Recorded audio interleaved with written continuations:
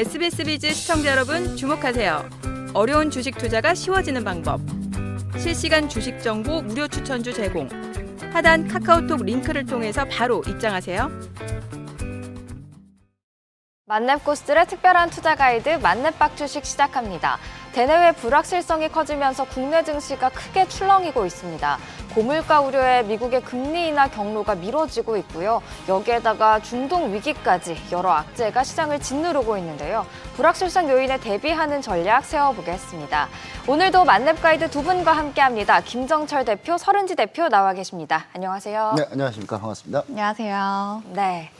최근 시장 변동성이 워낙 크다 보니 대응하기가 참 쉽지 않은 시장인 것 같습니다. 오늘은 그래서 특징 업종 중심으로 어떻게 대응하면 좋을지 전략 같이 세워보도록 하겠습니다. 지금 금리 인하 후퇴 전망에 중동 악재까지 겹치면서 굉장히 시장에 공포감도 좀 있는 것 같고요. 우려가 많은 상황인 것 같습니다. 현재 시장에 대해서 어떻게 보시는지 간략하게 한번 이야기를 들어볼까요? 김정철 가이드님. 네, 사실 제가 지난해까지 항상 얘기 드렸던 게 총선 전까지는 좀 지수 상승 여력이 있다. 근데 총선 이후가 좀 쉽지 않다. 얘기했는데 총선이 뭐 특별히 엄청 중요하다라기보다는 사실 이제 5월이 돼가면서 지수가 그동안 상승에 대한 피로도도 좀 있고 그 다음에 이제 그때는 안 보였던 악재들이 또 나올 수 있다라는 상황이었는데 지금 지수 레벨대가 다만 이제 그러면 다시 돌아 올라올 수 있느냐. 근데 사실 이렇게 한번 눌리면 좀 매물 소화 과정이 좀 필요합니다. 필요하기 때문에 지금 사실 외국인이 최근에 엄청나게 많이 샀잖아요. 많이 샀는데 그렇게 많이 샀음에도 불구하고 사실 지금 우리나라가 지금 PBR 지금 0.95배 수준인데 그러면 이제 91배, 90배까지는 떨어질 수 있다고 보고 있거든요. 그러니까 여기서 조금 더 밀릴 수 있는데 사실 여기서 밀린다고 하더라도 외국인 지분율이 엄청나게 많이 높은 상황은 아니다.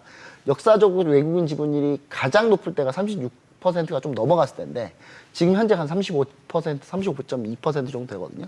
그러면 이제 아직은 약간 뭐 최상단까지는 아니기 때문에 외국인 매수가 조금 더 있고 그 다음에 또 눌림 후에 이제 반등 국면을 좀 보고 있습니다. 그리고 아직 금리 인하가 본격화되지 않았기 때문에 사실 우리가 대폭락을 제가 계속 얘기를 예전에 했었는데 그게 뭐냐면 금리가 인하되는 시점에서 대폭락이 오는 게 아니라 인하가 어느 정도 좀 간 상태에서 대폭락이 왔었거든요. 2008년도 그렇고 그 다음에 이제 닷컴 버블이 있었을 때도 마찬가지인데 금리 인하가 첫 시작할 때 바로 대폭락이 오지 않습니다. 그러니까 아직까지는 좀 시간이 좀 많이 남았다. 그래서 지금이 저점이 크게 밀릴 상황은 아니다. 그러면 우리가 너무 겁을 낼 필요는 없다. 그래서 저는 눌림 후 재반등을 예상하고 있습니다. 침착한 대응이 필요한 시점인 것 같은데 서른지 가이드님은 어떻게 보세요? 네, 일단 시장에서 반길 만한 이벤트가 없다는 게 아직은 좀 아쉬운 상황이고요. 지금은 오히려 좀 차익 실현에 대한 빌미를 좀 제공하는 이벤트들이 등장을 해서 여러분들이 조금 숨고르기 장세 그리고 이 부분을 위기가 아니라 기회로 좀 삼아주시면서 그다음 상승장을 좀 노려보는 기회로 삼아주시면 좋을 것 같습니다. 네, 상승장을 노려보는 기회를 잡는 게 좋을 것 같다라고 이야기를 해주셨는데 상승장이라고 하면 뭐 실적에 기대를 해봐야 될까요?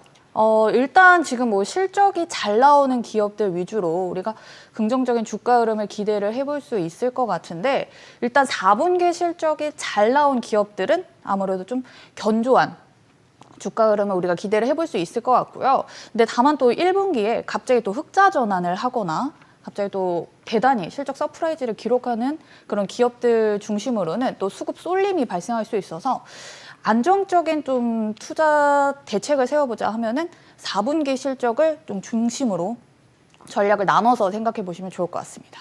네, 알겠습니다. 그렇다면 김정철 가이드님께서는 1분기 실적 시즌 어떻게 예상하고 계신가요? 사실 삼성전자가 일단 좋은 실적, 일단 기대감은 잠적 실적이지만 주긴 했는데 이게 좀 안타까운 게 확정 실적이 좀 멀리 있어요. 이번 달 말에 확정 실적 발표한다고 하는데 이제 그런 반도체 일단 제외놓고 왜냐하면 반도체나 실적이 좋을 것 같다는 곳은 이미 다 많이 선반영이 된 상태거든요. 그럼 이제 선반영 안 된 데를 좀 찾아보면 저는 약간 유통 쪽, 유통에서도 제가 항상 신세계 강남백화점을 많이 갑니다.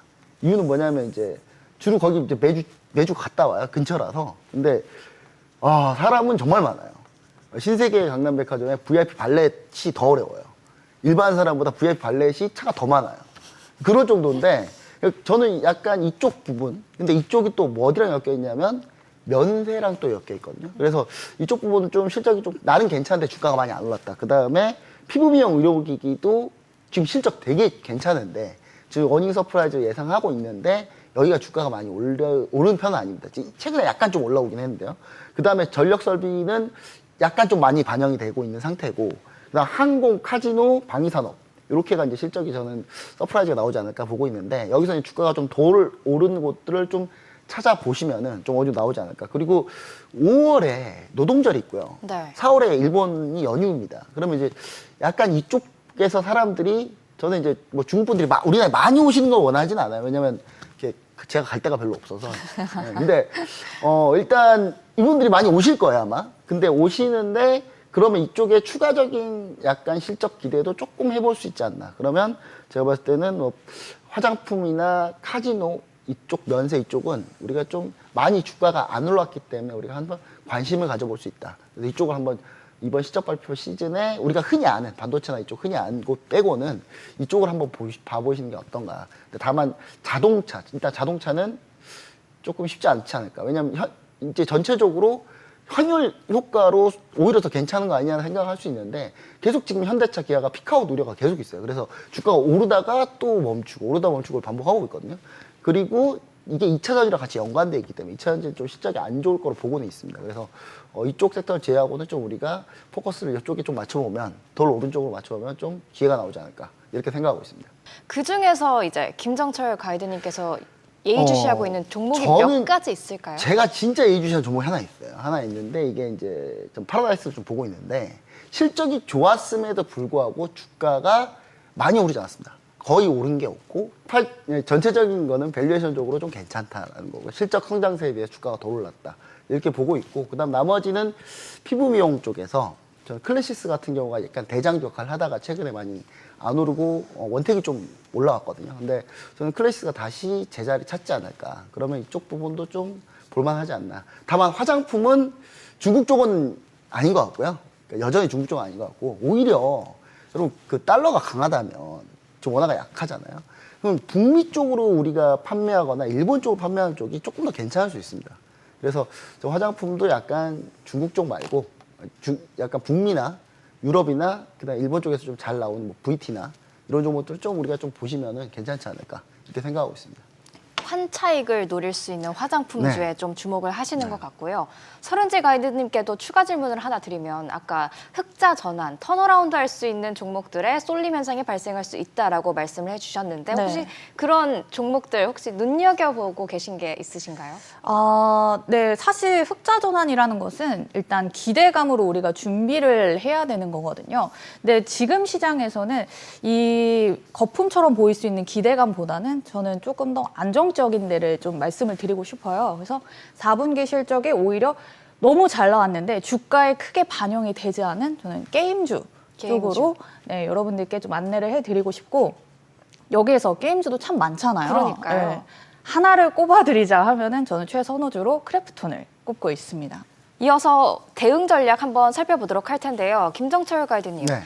지금 이렇게 변동성이 큰 시장 속에 이것만큼은 주의해야 한다라는 게 있을까요? 우선 오늘 이제 최근에 테마주들, 그러니까 주로 시장이 하락하면 일부 테마주들이 기승을 부리거든요. 대표적으로 뭐 초전도체 관련주나 뭐 이런 것들이 있는데, 사실 저는 이런 종목이 연속성을 띠기가 쉽지가 않다. 왜냐하면 테마주들 같은 경우는 대부분이 시가총액이 좀 낮은 종목들이 많은데, 낮은 종목 잘못 건들면은 이제 크게 힘든 상황이 오거든요. 그리고 이런 거 같은 경우는 지수가 하락했을 때 일시적으로 수급이 몰려서 움직이는 현상이기 때문에 이 부분은 상당히 조심하셔야 되고, 그리고 이제 특히 최근에 이제 이스라엘 이란 문제 등 중동 지정학적 불안 때문에 유가 관련주들이 많이 올랐었어요. 근데 유가 관련주들 중에서도 일부 종목들은 사실 우리가 실적이 크게 연관이 없는 종목들이 많거든요. 근데 다만 제가 이제 항상 유가 관련주 중에 뭐 한국석유나 이런 종목들은 실적이 좀 어느 정도 받쳐주니까 그나마 괜찮다라고 얘기는 드리는데, 나머지 종목들 같은 경우는 사실 좀 안 좋은 종목들이 많습니다. 그래서 저는 이런 종목들, 테마주에 너무 쏠려 있는 이런 움직임을 너무 집중해서 보시다가 거기에 자기의 템포나 멘탈이 흔들리는 경우가 없었으면 좋겠습니다. 그래서 저는 그런 것보다는 차라리 지금 밀릴 때, 지수가 좀 밀리거나 조정받거나 이렇게 횡보할 때 주로 종목들을 좀 우리가 내가 사고 싶었던 매수하고 싶었던 종목들이 조정받을 때 그때를 좀 잘 노려보는 타이밍이 더 낫고 테마주에 너무 따라가지 않는 매매가 제일 좋다. 이렇게 좀 얘기 드리고 싶습니다. 테마를 경계하자라고 이야기를 해주셨고 서른질 가이드님이 그러면 제시해 주실 체크 포인트가 있다면요? 이번 연도 아무래도 가장 큰 이벤트는 미국의 대선으로 볼 수가 있는데요. 이제 2파전으로 좁혀진 상황이죠. 근데 이제 각 후보들 중에 누가 되느냐에 따라서 수혜주가 나오고 피해주가 나올 텐데 일단 수혜주 같은 경우는 여러분들이 확실하게 좀 정리를 해주시는 게 중요하고요. 이건 좀 내용이 방대해질 수 있기 때문에 채널 들어오시는 분들에 한해서 같이 좀 알아가 보도록 하고 피해주는 조금 명확하게 말씀을 좀 짧게 드릴 수 있을 것 같아요. 일단 2차 전지와 방산주는 여러분들 조금 경계를 하면서 접근을 하시는 게 좋다라고 말씀을 드려보고 싶어요. 그래서 2차 전지는 이제 두 후보의 정책적인 면에서 좀 다른 부분이 있기 때문에 계속 좀 변동성을 보여줄 가능성이 높고요. 또 방산주 같은 경우는 지금 중동부의 지정학적 리스크가 부각은 되지만 각 후보가 갖고 있는 이 전쟁을 바라보는 시각은 확연히 좀 다릅니다. 그래서 방산주 역시도 조금의 변동성을 수반할 수 있으니까 주의해서 대응해 주시면 좋을 것 같아요. 네, 잘 들었습니다. 오늘 김정철, 서른지 두 분의 만렙 가이드와 함께 했는데요. 한 주간 이 두 분의 히든 유망주와 전략들 참고하셔서 성공 투자하시길 바라겠습니다. 변동성이 큰 시장도 두렵지 않은 투자 만렙이 되는 그날까지 만렙 박주식이 여러분과 함께하겠습니다. 시청해주신 여러분 고맙습니다.